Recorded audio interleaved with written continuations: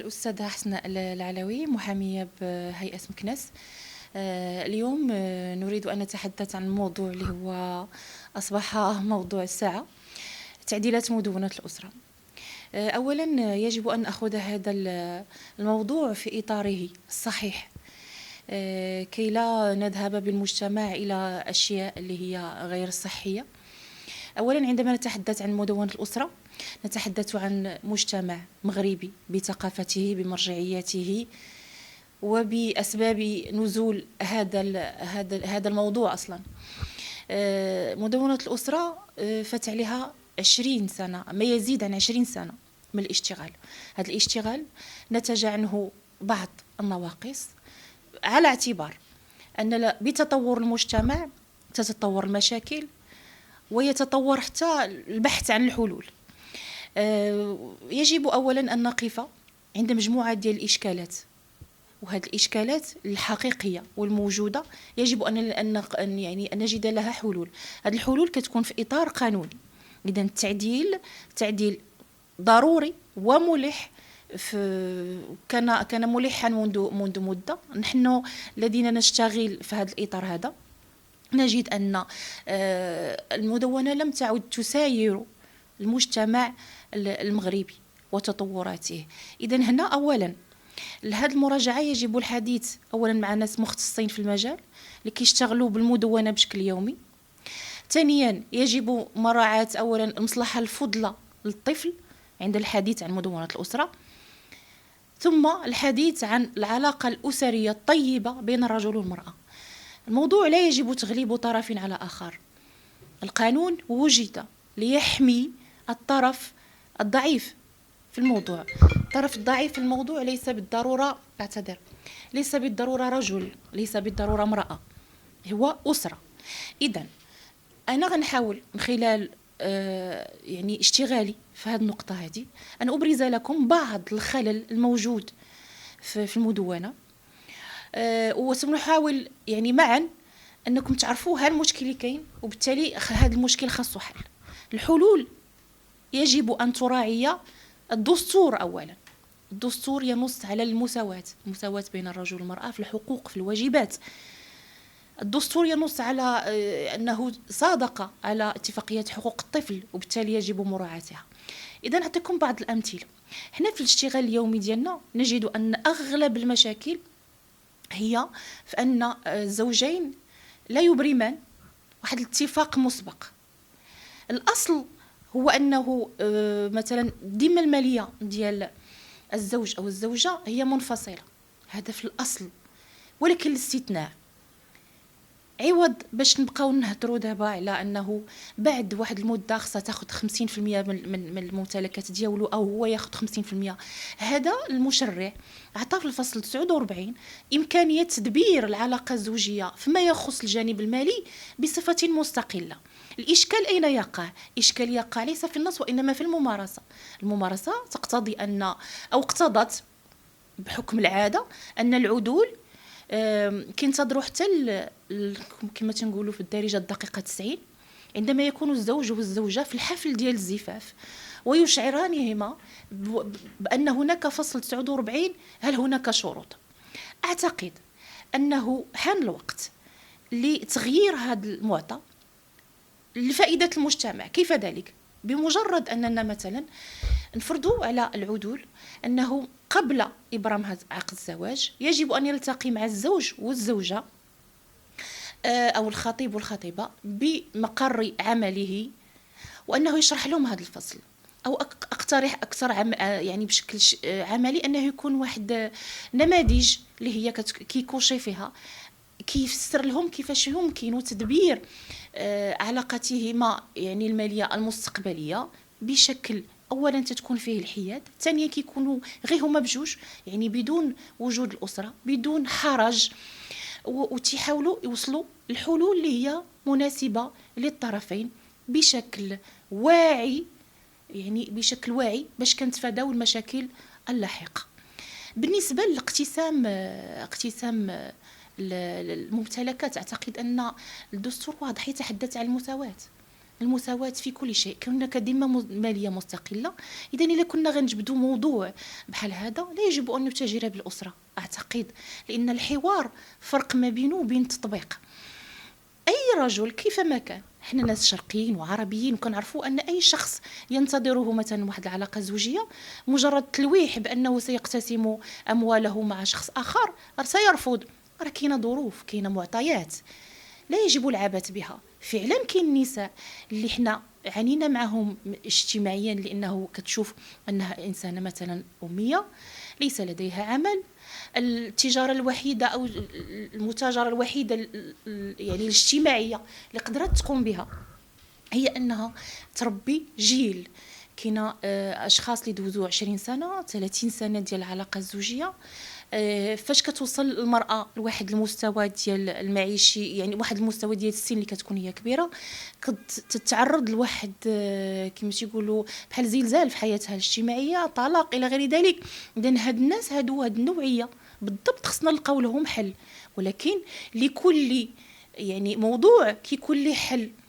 ما غاديش نعمموا، ما غاديش نقولوا اي علاقه زوجيه بدات مثلا او كوجوج ديال الناس اللي هما عندهم وضع مادي اللي هو مناسب، مثلا تكون مراه خدامه ورجل خدام، غنهضروا على هذا الموضوع هذا. لا، الا كنا كنهضروا من مبدا المساواه مثلا.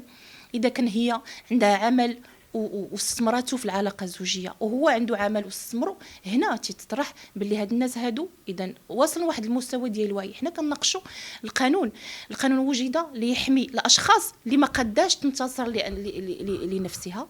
حنا عندنا حالات مثلا في نمشيو عاوتاني الموضوع ديال النفقه، نتحدث عن كيف يمكن ان يعتقل الاب لانه ما نفقش شيء.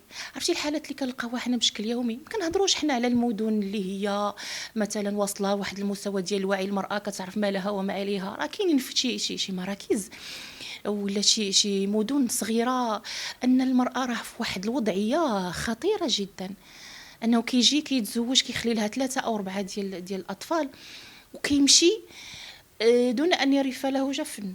راه عندي حاله، تخيل ان السيده اتفقت معه على 300 درهم اللي نفقت ابنتين، 300 درهم نفقت ابنتين ولم يؤديها الى غايه يومه. راه السيده كتسعى بوليداتها. هادو مشاكل خصو يتلقى لها حلول اللي هي عمليه. تخيل انه فقط كيغير الزوج العنوان ديالو، وبالتالي كتبقى المراه هذوك الاطفال كانه زعما اليتم. هذا المصطلح ديال اليتم اقل ما يمكن ان يقال عليه. هذه المراه لماذا؟ نعم، انا تنقول شوف، كاين لا ماشي حل، كاين رادع هو اصلا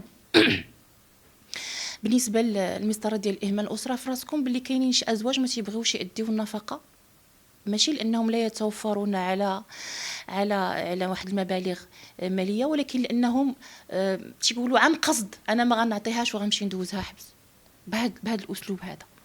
اذا هنا حنا خصنا نلقاو حل. انا ما تنقولكش السجن حل، انا تنقول لك احتمال يكون رادع، ولكن راه ممكن نلقاو حلول اخرى. هذه الحلول ممكن انها الذمه الماليه ديالو مثلا نعرفوها كيفاش دايره، يعني نفتحوا شي شويه الباب ديال البحث عن ممتلكاته مثلا. او الا كانت الزوجه اللي هي ميسوره نراعيو هذه النقطه هذه حتى في التقدير ديال النفقه باش ما نضروش حتى الزوج. كاين عاوتاني المصلحه الفضلى تقتضي نهضروا عاوتاني على موضوع اخر حتى بالنسبه ديال صله الرحم. صله الرحم راها كيشوفوها الانسان من واحد المنظور ديال العداء في بعض الملفات. راه كاينه نساء اللي كتستغل هذه النقطه ديال صله الرحم وكترفض ان الزوج ديالها يجي او الطليق ديالها يجي يشوف الابناء ديالو ويصل رحمهم الا بحضور مفوض قضائي. هاد المسطره هذه راها مكلفه للاب. راه تخيلوا راه كتوصل في الاسبوع ممكن يخلص واحد 700 درهم ديال المصاريف بالاضافه الى النفقه اللي محكوم بها. هاد المساله هذه ايضا خصها يتلقى لها حل. ما يمكنناش نعاقبوا الاب ونقولوا ليه الا بغيتي تشوف الابناء ديالك كنفرضوا عليك انك تخلص هذا المبلغ هذا اللي هو مكلف. ممكن نلقاو حل فعلا انه هذا كنتفادوا به، انه تيشد الوليدات وكيديهم ما كيرجعهم شيء فعلا، لان كاين شي اباء اللي تيهربوا بوليداتهم، ولكن راه ممكن نلقاو بحال دابا في الامارات دايرين مكان مخصص لصله الرحم، كتمشي ليه الام بالابناء ديالها، والاب كيجي يشوفهم في هذاك المكان. مثلا كنعطيكم امثله اللي ممكن يتلقى لها حل. بالنسبه للحضانه الحضانه ايضا إلا كنا كنهضروا على مبدأ المساواة، أعتقد أن الأم الحاضنة فعلا كتعطى لها الحضانة، ولكن إلى حدود 7 سنوات، شريطة أن لا إلى تزوجات وكتفوت 7 سنوات للطفل، من حق الزوج أنه يحيد لها هاد الحضانة. أعتقد إلا كنا كنهضروا على مبدأ المساواة، راه خصنا نهضروا فيه في إطار أن المرأة حتى إلا طلقت من حقها تعاود حياتها، ولا يمكن باي حال من الاحوال نقولوا باللي هذاك الزوج ديال الام راه غيكون يعني خايب، وراه خصنا نحميو هذاك الطفل، في حين ان الاب من بين الوثائق اللي كتعزز الملف ديالو ديال اكتساب الحضانه هو انه يكون متزوج. اذا هاد السيف اللي تيكون مسلط على رقاب هذه الزوجه، راه بحال كنقول لها انت ما عندكش الحق انك تعيشي حياه اخرى، والا ستعاقبين ان الطفل ديالك ما غيبقاش معك. هذا إشكال خصو علاج. إذن كاين الزواج عاوتاني المختلط. الزواج المختلط فيه مشاكل كثيرة واللي لا فيما يخص صلة الرحم، فيما يخص الحضانات، التأطير. كاينه الآن هذا التغيير مفروض أنه يعالج نواقص. القانون وجد لحماية الطرفين معا من أجل أسرة سوية. ما نبقاوش نخرجوا اعتقد بهذوك الفيديوهات اللي اما تيشجعوا طرف على اخر. علاش؟ لان هنا كنضروا بالمجتمع. حنا المجتمع ديالنا المغربي ما بغيناهش يمشي في واحد الاتجاه اللي هو غير سوي وغير سليم، اما غيكون كيتشكل على انه يكون عزوف على الزواج، او يكون مثلا واحد الحزازات بين الطرفين. فيه تناقضات غريبه. مثلا نعطيكم غير مثال بسيط، وهذه التناقضات خصها تعالج. نعطيكم مثال. فاش كنمشيو لمدونة الاسره تلقاو بلي ان لحمايه الطفل ممكن ان الاب اللي ما كتاثرش العلاقه ديالو مع الام علاقه اللي هي سويه، علاقه صحيحه هي عقد الزواج، ويمكن ان يقر بابنه من المراه التي ولد معها. الاشكال القانوني هو انه كنمشيو للقانون الجنائي تلقاو انه يمكن يتابع، يعني متابع بالخيانه الزوجيه في حاله ما شنو كدير المراه دابا اللي الزوج ديالها يقر بطفل اخر. الا مشات تحصلت على هذاك الاقرار، يمكن ان هذاك الاقرار يشكل يعني صك اتهام باعتبار انه عنده طفل خارج مؤسسه الزواج، ويتابع بالخيانه الزوجيه وكيتحاكم، ممكن يوصل حتى ل6 اشهر ديال السجن.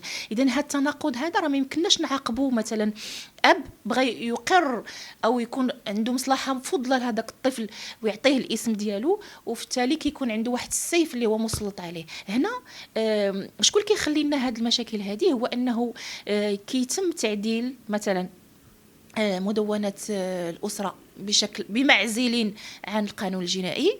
كتلقى بعض الفصول التي تنص يعني كاينه في قانون وما موجوداش في قانون، يعني وتخالفها فصول في واحد المدونه اخرى او في قانون اخر. هنا اعتقد انه كما تيقولوا من الجيد انه يتم تجميع كل ما يتعلق بالاسره في مدونه خاصه، لا ما يتعلق بالعنف، لا ما يتعلق او ما يتعلق بالعلاقه الزوجيه في جميع مشتملاتها، باش ما يكونش هناك تناقض. باش ما يمكنش مثلا يكون عندنا كنعطيو واحد اليد وكان تحرم الانسان بيد اخر.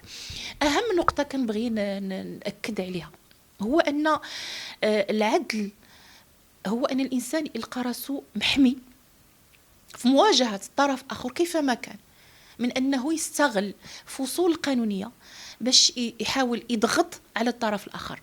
ما عندناش الحق نضغطوا بأبنائنا على الطرف الآخر كيفما كان. ما عندناش الحق نضغطوا بالمسألة ديال إسقاط الحضانة من أجل يعني أننا نتهناو من النفقة. ما يمكنليش انا نستعمل الابن ديالي باش نتاجر بعواطف الاب ديالو، باش نخليه مثلا يجي يتنازل ويعطيني مثلا واحد نفقه معينه، او نضطروا انه ما يبقاش يجي يشوف الابن ديالو. هنا خص المساواه، خص العدل، خص الانصاف، وخص اننا نركزوا على نقطه اساسيه، راه العدل والمساواه كيخلقوا لنا اسره سويه. اعتقد ان الوعي المجتمعي مختلف ما بين المناطق، وبالتالي يجب استحضار هذا المقتضى. راه القانون وجد لحمايه جميع الاطراف ديال المجتمع، وبالتالي راه السيده مثلا او السيد اللي تيكون عايش في واحد المستوى قانوني ووعي قانوني، راه ماشي هو هذاك الشخص اللي كنلقاوه في الباديه او في القريه او اللي ما عارف شيء. راه خصنا نراعيو هذا المعطى. حتى في بالنسبه للتقدير ديال النفقه، تقدير النفقه بالنسبه للام كتشوف ان المبالغ المحكوم بها هي هزيله جدا، في حين ان الاب تيشوفها مكلفه. ولكن هنا راه كاينه، خصنا نلقاو واحد الحل اللي هو وسط، اللي هو كيفاش كان هذا الطفل عايش في كنف الاب وكيفاش غيعيش من بعد. هاد الحلول كلها خصنا نستحضروا فيها المصلحه الفضلى للطفل. راه تيكونوا اطفال اللي تيكونوا كيقراو في مدارس خاصه، فاش كتنتهي العلاقه الزوجيه كتضطر ان المبالغ المحكوم بها ما كتوازيش فعلا انها فقط تراعي الوضع الاجتماعي الى غير ذلك، ولكن في الواقع راه لا تراعي ذلك في الواقع. اذا خص حلول اللي هي عمليه. المدونه جا الوقت ديالها انها تعدل، ولكن في اطار اللي هو عقلاني، نشوفوا المشكل ونلقاو ليه الحل. الحل خصو يكون كيناسب الطرفين. وشكرا.